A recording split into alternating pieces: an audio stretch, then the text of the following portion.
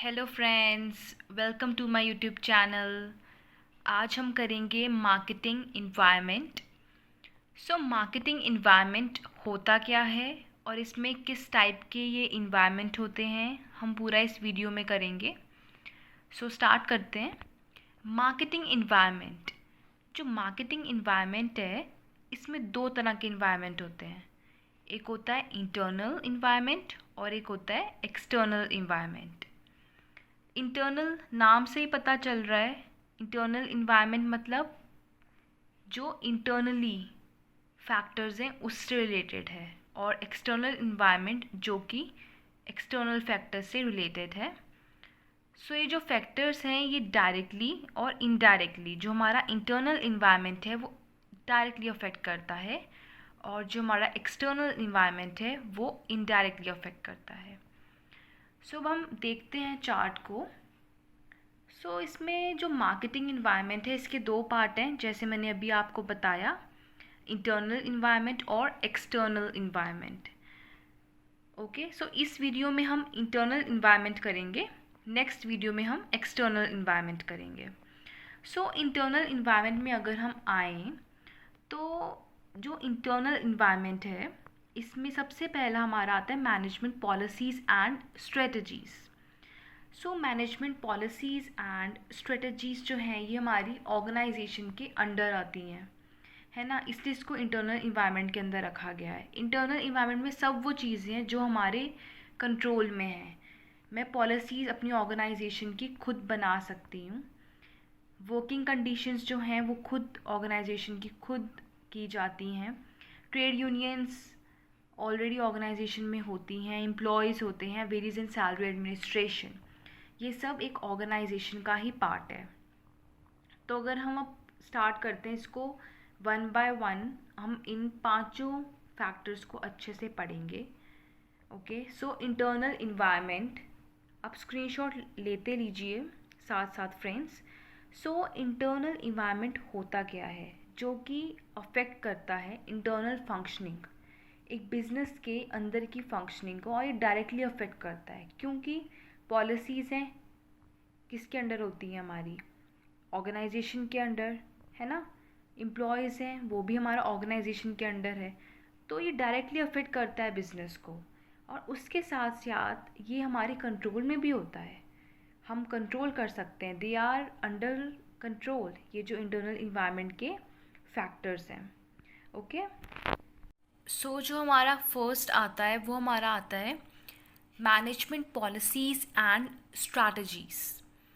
ये जो पॉलिसीज़ होती हैं क्या होती हैं कि एक तरह की गाइडलाइंस होती हैं एक ऑर्गेनाइजेशन के अंदर कि हमें कैसे एक गोल को अचीव करना है। रिस्पॉन्सिबिलिटीज़ आती हैं इसमें, हमारी जो एम्प्लॉयज़ हैं, वर्कर्स हैं, कि उनको कैसी पॉलिसी मेंटेन करनी है और अपने जो गोल्स हैं उनको अचीव करना है। अगर हम प्रॉपर पॉलिसीज़ बनाते हैं, प्लान बनाते हैं, तभी हमारी जो ऑर्गेनाइजेशन है वो स्मूथली रन होगी। ये हमारी ऑब्वियसली इंटरनल फैक्टर है, तो ये हमारे कंट्रोल में है, ऑर्गेनाइजेशन के कंट्रोल में है कि वो कैसी पॉलिसीज़ बनाता है कि जो हमारी ऑर्गेनाइजेशन हो ये अच्छे से स्मूथली रन हो सके। अब हमारा आता है वर्किंग कंडीशंस।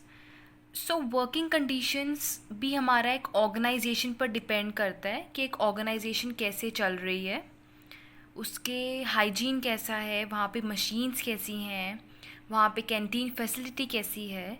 तो ये सब हमारा एक कंट्रोलेबल फैक्टर है जिस पे एक ऑर्गेनाइजेशन को ध्यान देना चाहिए ताकि हमारे जो एम्प्लॉयज़ हैं उनकी सेफ्टी, हाइजीन का ध्यान रखा जाए।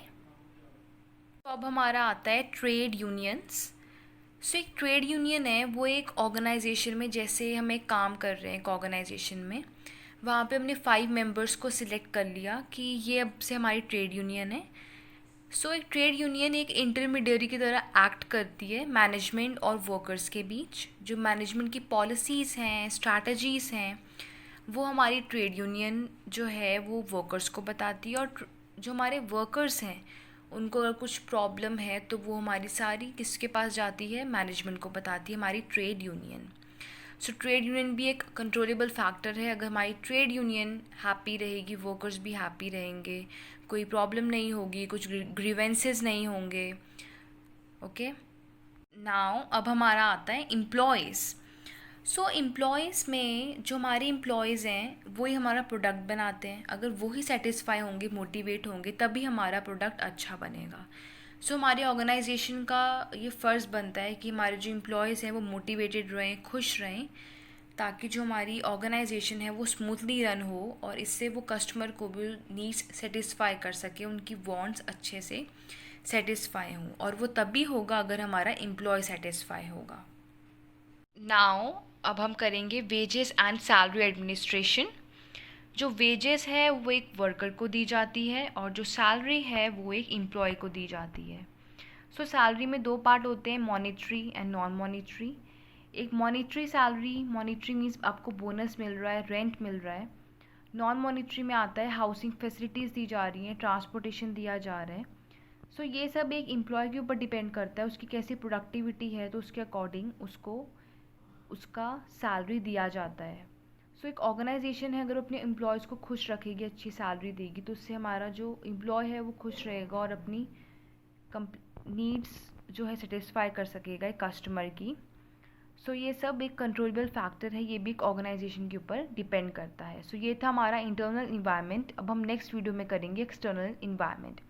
कुछ भी क्वेश्चन हो, क्वेरी हो, प्लीज़ कमेंट में बताइए, मैं ज़रूर आपका आंसर दूंगी। Thank you.